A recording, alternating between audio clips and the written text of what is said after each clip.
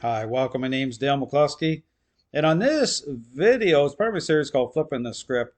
I'm going to be focusing in on the confusion that represents balanced dog training by way of a video put out by a balanced dog trainer. Goes by the name of Christopher Fraize. Title of the video is Chris Fraize working with a aggressive dog from Kuwait. And here in this video, I'm going to be talking about the role of influence and control by way of a process. Here in this video, you're going to see this trainer getting bitten several times on this during this encounter with this aggressive dog. And again, I talk about the problems by way of those who identify as balanced dog trainers. Again, once a dog does bite, a trainer or an owner, oftentimes that takes hope away from a situation. Oftentimes, from that moment moving forward, dog owners don't trust the dog. So all to say that this is very problematic in terms of not just balanced dog training, but trainers who get bitten during the training process. Some trainers actually take that and use that as some sort of a sign that they're somehow dialed into the relationship. It's just part of it. It's something to kind of take away from, and it's like a learning experience or something. But definitely problematic. Again, when I talk about not just the potential for people to get hurt and injured, but oftentimes that's the last straw when it comes to the reasons why dog owners give up on their dogs. So again, I'm going to play some of this video just to really illustrate or highlight some of the problems by way of how balanced dog trainers interact with dogs, the confusion by way of this popular idea that training is a learning-based exercise, and so not being dialed into the relationship and the dog's state of mind the right way. So here in this video, you're going to pay attention to how this trainer is moving his hands on this dog. I'm going to talk about how it's like fire and gasoline, how that will ignite these moments, which lead to a bite. And again, I'm going to be talking about the right way. Okay, when it comes to clarity, when it comes to gaining agreeableness with the dog, like when I talk about when it comes to the two core ingredients, I talk about influence and control, coming into a intentional interaction-based method that speaks the right language when it comes to changing perception of dogs the right way, when it comes to reversing the course, when it comes to dealing with a aggressive dog. Dog is now doing very well, and I'll show you that afterwards. But check out this video and tell me what you think. This is the Hooch on the Canine Solutions channel. Check it out. So it says about touching the dog's head.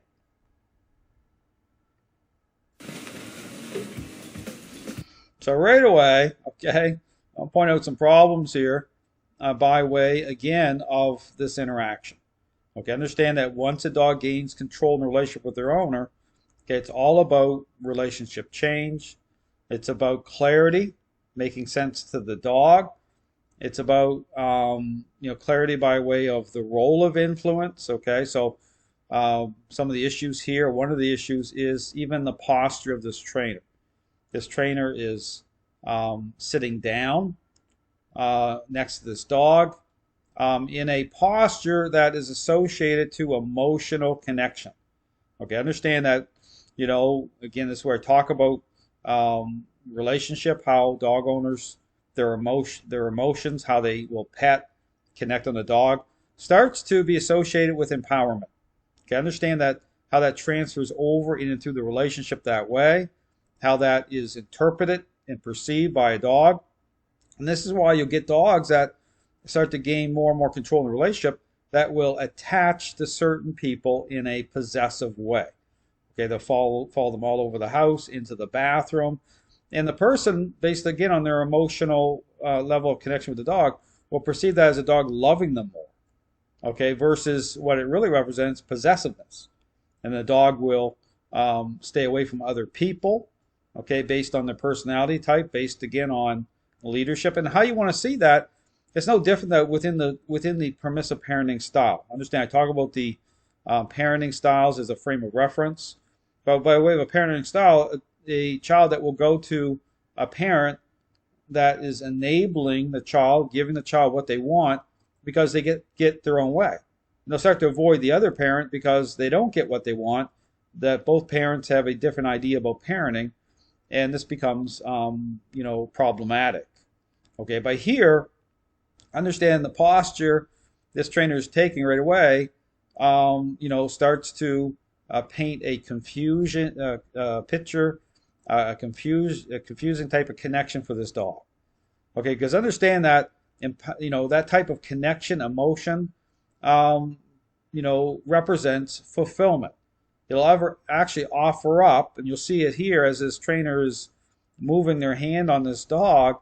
It actually will empower a dog in a way that presents a false image of change. Okay, it'll offer up the appearance of a balanced dog at times, where dogs will gain a incredible amount of control in the relationship, and in the home environment, the dog will, for the most part, appear well behaved. And this is where that statement comes from that's popular in the dog training world by way of dog owners who are talking about the problems they're having with their dog. They'll say, well, my dog is pretty good except. Well, the pretty good part is the deceptive nature of appearances. Just like a selfish child can look well behaved most of the days they're playing their video game and doing what they want to do. But the moments that where truth is revealed come through, again, talk about the core ingredients, influence and control. And in terms of the parent example, when a demand comes onto a child to clean up the room versus clean up your room and here's $100. So understand the entire dog training world is based on here's $100 by way of superficial response. And again, when people talk about, well, when does giving treats or using treats become bribery? Well, because bribery when you fail to connect the dot by way of the current state of the relationship. The reason you're going to a dog trainer in the first place is that you're experiencing a relationship problem. And so those two core ingredients need to be part of a process. And again, I talk about how they're reconciled through a intentional interaction-based method that provides clarity, speaks the right language by way of the interactions themselves, how they join together. But here, you see this trainer is sitting beside this dog, and already that's a problem. Okay, because you're going to see this contrast, and it's like fire and gasoline. How, again, because of the lack of clarity, and because, again, of this dog already having control in the relationship, this type of empowerment, this type of lack of clarity by way of how he's moving his hand on this dog, okay, is going to create a problem. Okay, it's going to trigger off and ignite these moments of aggression. So right here has this dog on top of this dog's head. And you see instantly there how So same thing. So understand. So here, there's moments where his hand is still. Okay, he's pushing. He's asserting, influence, bringing influence onto this dog in certain moments. And so within certain moments, okay, they will offer up a moment of what appears to be calmness. But understand this whole thing is problematic because understand that this trainer's in the middle of a relationship problem. Okay, understand this. The issue about clarity becomes really important because, again, I encourage you to watch a couple of videos I've put on my Flipping the Script series. By the way, one is Zach George, rubbing his hand on an aggressive dog with a muzzle on, and that dog triggers off. Triggers a moment of aggression. Okay, because the whole point is that dog has a muzzle on. There's control on the dog. A dog that's already gained a high level of control in the relationship, and you start to pet on the dog. It'll incite the dog. Okay, it's like empowering the dog. It's like it's like lack of clarity. So really important, especially when you're dealing with dogs that have hit the aggressive level. That clarity is really important. Those core ingredients need to be defined the right way to move forward. Okay, this is very much almost like bouncing back and forth between two parenting styles, permissive and authoritative. This is the type of contrast that's going to be happening here by way of how this trainer is moving his hand on this dog. I'm just one finger right on his head, you see? One finger. He just doesn't like it. So it's very... And see, and then, so he's pushing down here in a moment. right? And then he rubs his finger up the dog, so it takes on like almost like petting. Okay, that's how the dog perceives it through association. Okay, empowerment, how that bridge has already been built. It's like signing a contract with the dog owner. Okay, this has already been, been established in the relationship. And so when this trainer is moving his hands around how he's touching this dog, again, it's going to trigger off this dog because this dog needs clarity the right way. So it's like going back and forth, and you'll see this develop here. And this would just scare. And then that motion, it's just like this combination of petting. There's a little influence there, but it's the same thing. That type of motion on the top of the dog's head. So what he should be doing, he should be up on his feet. This dog should be connected to a leash by way, again, of one of the themes core ingredients I talk about, intentional control brought over this dog to provide the baseline of control. And then you'll see how I'm doing the one-step method. Okay, that's replacement for this confusion. The one-step method. So in those moments, by way of the one-step method, intentional control, but then influence through the interactions themselves. The moments are happening through those interactions where a dog comes into agreement. But those core ingredients, influence, control, being reconciled, okay, clean, okay, keeping it clean, as I call it. This isn't clean at all. This is a mess. Scare the snot right out of people, So what I'm going to do, I'm not going to pull my hand away, because if I pull my hand away, that behavior gets reinforced. So the same thing. So he'll bring that, and I talk about this quite a bit. It brings that word behavior into a superficial idea of things. Okay, it's an expressed state. Okay, I talk about here, this dog is expressing control, an expressed state. Okay, that's the dialed in part of this that does not represent balanced dog training. Okay, he's talking about behavior in a very superficial way. So this dog, again, has gained control in the relationship and is manifesting in being expressed through the dog's state of mind. He told me to move my hand, and so it's a level, it's what I call stinking thinking. Okay, you need to clean up the stinking thinking by way of intercepting, okay, these expressed states, but the right way. I take it away, he's telling me what to do.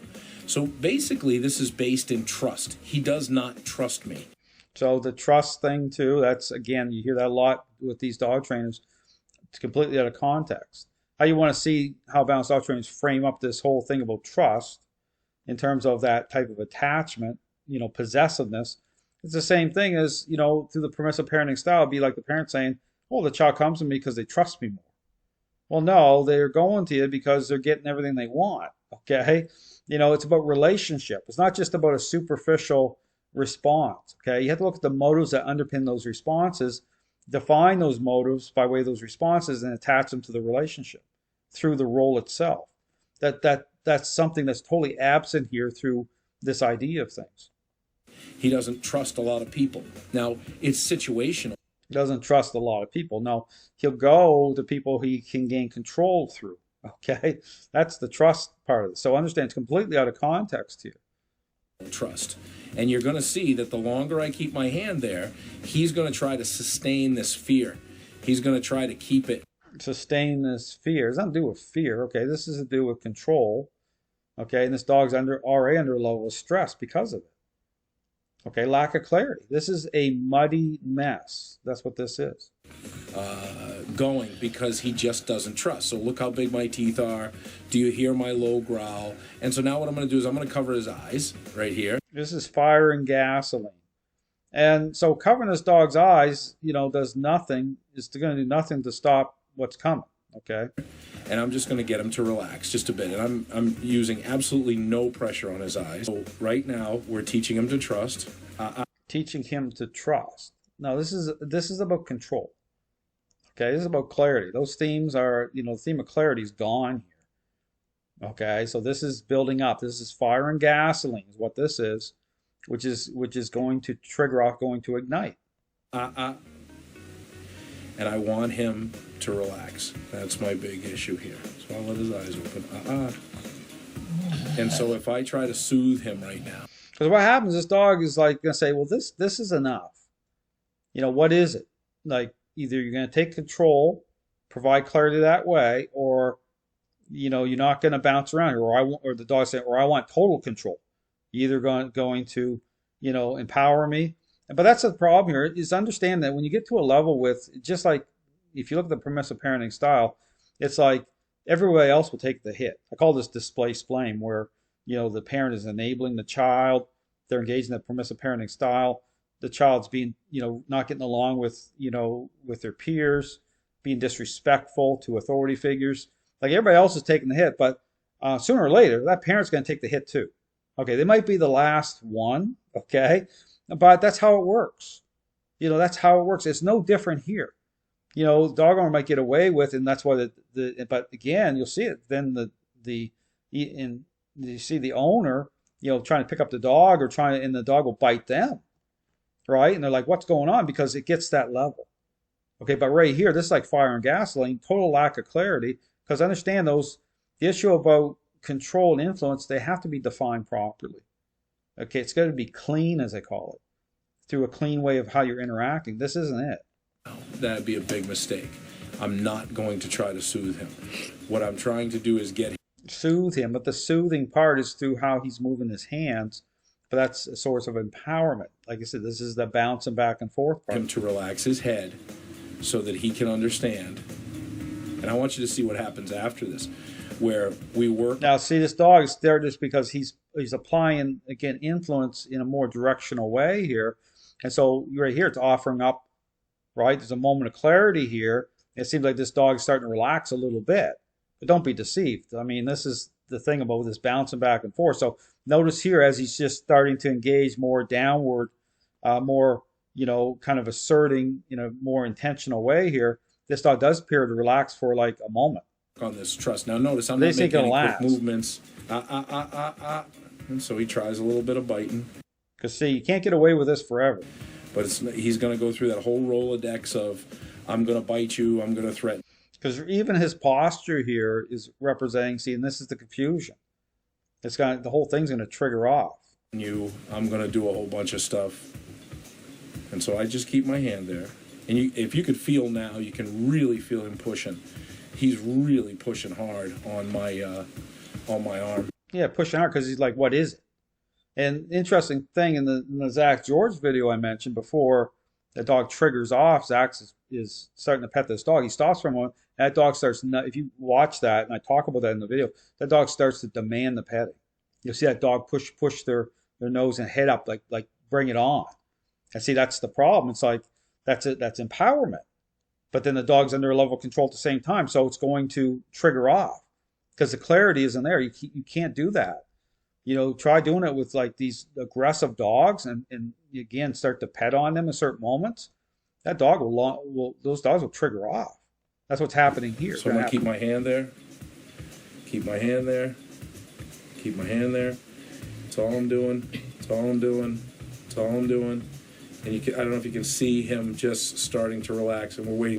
The same thing. Think of the parenting style. It'd be like dealing with like a really, really selfish child, right? And you as a parent, you're aligned with the permissive parenting style, and now you're transitioning over to authoritative. Clarity is really important. Okay, now you're in the child's airspace differently, but they're looking for moments of the past, right? It's like saying like you basically almost being like a opening that door up, an opportunity for that selfish child to say, okay, are they really changing or not? And that's kind of what's going on here. It's like, is this trainer really taking control? Because that matters more so when you get to that level in the relationship. Okay, clarity is really important, and that's what's going on here. For the leg in the back went down. Now we're waiting for the mouth to kind of close off. Watch, keeping my hand on him. He just turned my hand underneath him. So I'm not. Remember, you cannot pull your hand away. See his fingers moving here. Okay? So that's what we're waiting for here, and we're just gonna wait. And I'm telling you, the instinct that we have as humans to soothe him right now is absolutely a mistake. 100%. Now you see his hands trying to move. So there's the bite. Now, again, I talk about, and here's the problem, okay? Here's another problem here. I mean, you look at this and say, this is what is being offered up as a method, as a a way forward, okay, as a way to resolve the relationship. Ask yourself the question, how does this transfer over to the owner adopting this? Like, think about it. Like, this trainer gets bit like 3 or 4 times in this video. Makes complete sense to me why this is happening, but the moment this dog starts biting, it's like, a dog will say, well, if this dog is biting the trainer, like what hope do I have? And that's the problem here. Understand that this does not provide clarity to this dog. Balanced dog training, is based on confusion.